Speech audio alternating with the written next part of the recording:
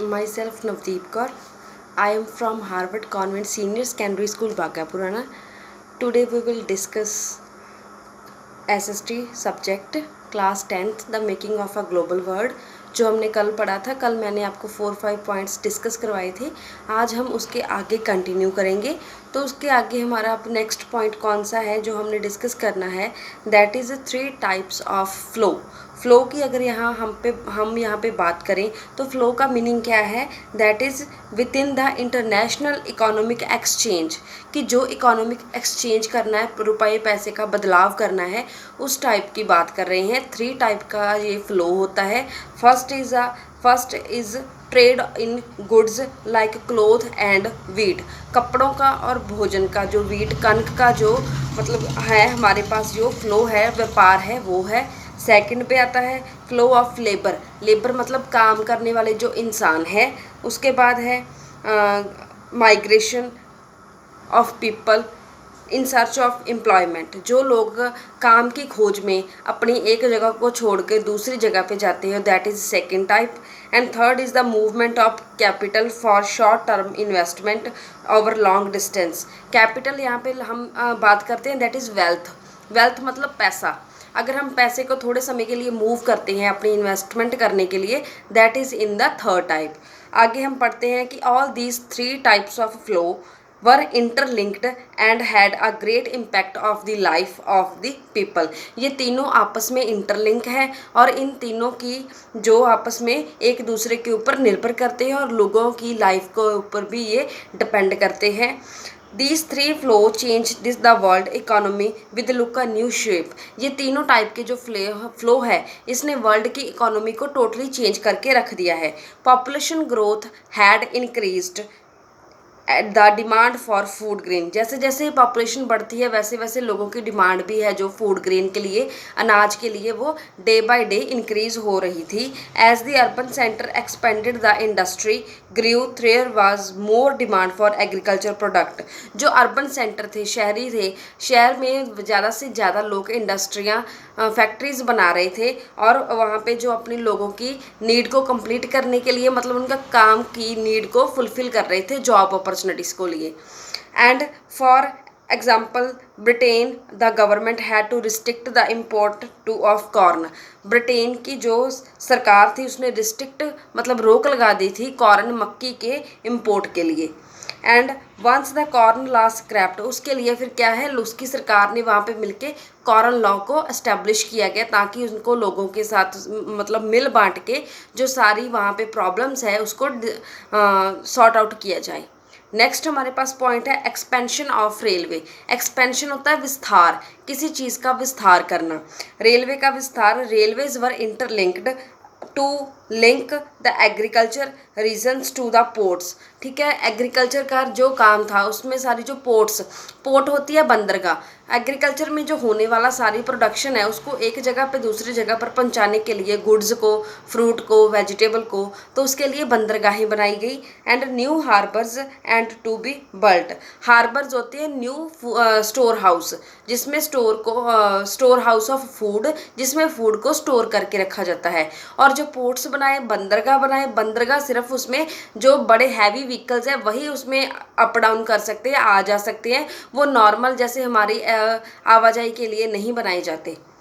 And the demand for labour led to more migration, वहाँ पे जो लेबर की बहुत ज़्यादा डिमांड की गई उसके लिए लोग एक जगह से दूसरी जगह पे एक जल्दी जाने लगे। नेक्स्ट पॉइंट है ग्लोबल एग्रीकल्चर इकोनॉमी। इसमें हम देखते हैं कि by the 1890 global agriculture economy had taken a new shape with complex changes in the labour movement. Complex है कि हमें जो मतलब जो उलझाने वाला। कैपिटल फ्लो टेक्नोलॉजी न्यू आ गई थी। Food no longer came from near by places, food को हम अपने नज़दीक की शॉप्स में से खरीद नहीं पा रहे थे और वो हमसे 1000 मतलब हज़ारों मील दूर जा चुकी थी जो दुकानें थी। Which was transported by railways and ships, जिसमें रेलवे और शिप के हेल्प के साथ ही जाया जा सकता था। There is another interesting example of the improvement in transport के ज़रिए में थोड़ी सी improvement I.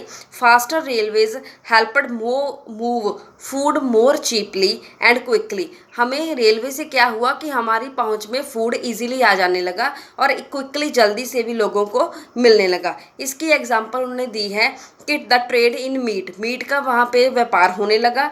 Till 1870, the animals were shipped live from the America to Europe and then slaughtered when they arrived. Slaughtered मतलब है the killing of animals। पहले क्या करते थे, एनिमल्स को ही सीधा मतलब जीते जागते एनिमल्स को ही एक जगह से दूसरी जगह पे ट्रांसपोर्ट पे ले जाया जाता था। देन उसको क्या करते थे, उसको मार देते थे उस एनिमल को। And but the live animal took a lot of space in ship.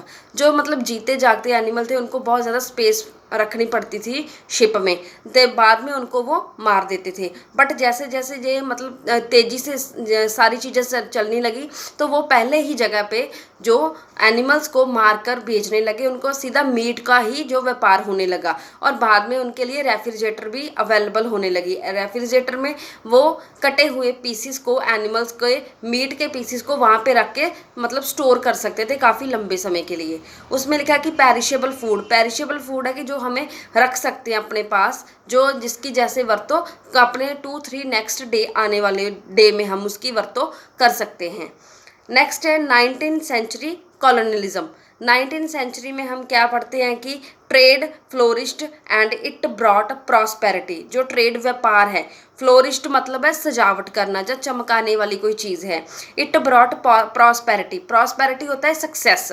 जो 19th सेंचुरी का ट्रेड था वो हमारे लिए सक्सेस लेके आया। But in many parts of the world in the expansion of trade meant a loss of freedom. But बहुत सारे जो पूरे वर्ल्ड के ऐसी प्लेस थी जहाँ पे उन्होंने समझा कि ये जो ट्रेड है व्यापार का, ये क्या है, लॉस ऑफ फ्रीडम, मतलब उन्होंने फ्रीडम अपनी खो दी। एंड एग्जाम्पल है कि in case of America rival है रन, भागने वाला, जो European powers Drew up border demarcating मतलब है उन्होंने पावर जो सेपरेट कर दी उसके लिए। And then the carving of Africa was complete in 1885। Carving है जो मतलब कोई खुदाई का काम होता है, जैसे वुड के ऊपर या स्टोन के ऊपर कोई खुदाई का काम चलता है, उसको बोलते हैं नक्काशी की कला। And the imperialist powers in the Berlin, देन उसको बर्लिन में शिफ्ट कर दिया गया। नेक्स्ट हमारे पास है रिंडरपेस्ट और दी कैटल डिसीज। ये आपको 2 मार्क्स का क्वेश्चन भी आता है। What is rinderpest? रिंडरपेस्ट क्या है कि कैटल डिसीज है जो आमतौर पे एनिमल्स में पाई जाती थी उस समय की अगर बात करें तो। The cattle disease had a terrifying impact on people's livelihood and the local economy. Terrifying मतलब बहुत ज़्यादा डेंजरस इम्पैक्ट छोड़ दिया इन्होंने ह्यूमंस की लाइफ के ऊपर। And which reshaped the leaves and fortunes of the people, जिसने लोगों की लाइफ को टोटली रीशेप कर दिया। And there relation with the rest of the world, और उनके जो संसार के साथ जो रिलेशन थे वो भी टोटली चेंज हो गए। Rinderpest historically Africa had abundant land, Africa के पास बहुत ज़्यादा लैंड थी एंड स्मॉल पॉपुलेशन थी, और वहाँ पे यूरोपियन लोग आके शिफ्ट होने लगे। इसके लिए उन्होंने क्या किया कि then came the devastating cattle disease. इस डिसीज़ को बनाने के लिए या फिर इसके मतलब सॉर्ट आउट करने के लिए उन्होंने अलग अलग जो प्रपोर्शंस अपने यूज़ करने लगे लोगों के द्वारा। इसके लिए है कि this enabled the Europeans conquer and subdue Africa. इसके लिए एनेबल होता है अधिकार करना, किसी दूसरे के ऊपर उन्होंने अधिकार कर लिया। कॉन्क्वेर होता है जीतना, एंड सबड्यू अफ्रीका, सबड्यू मतलब अफ्रीका को हरा दिया। इसके साथ हमारा आज का लेक्चर ओवर होता है। Thank you.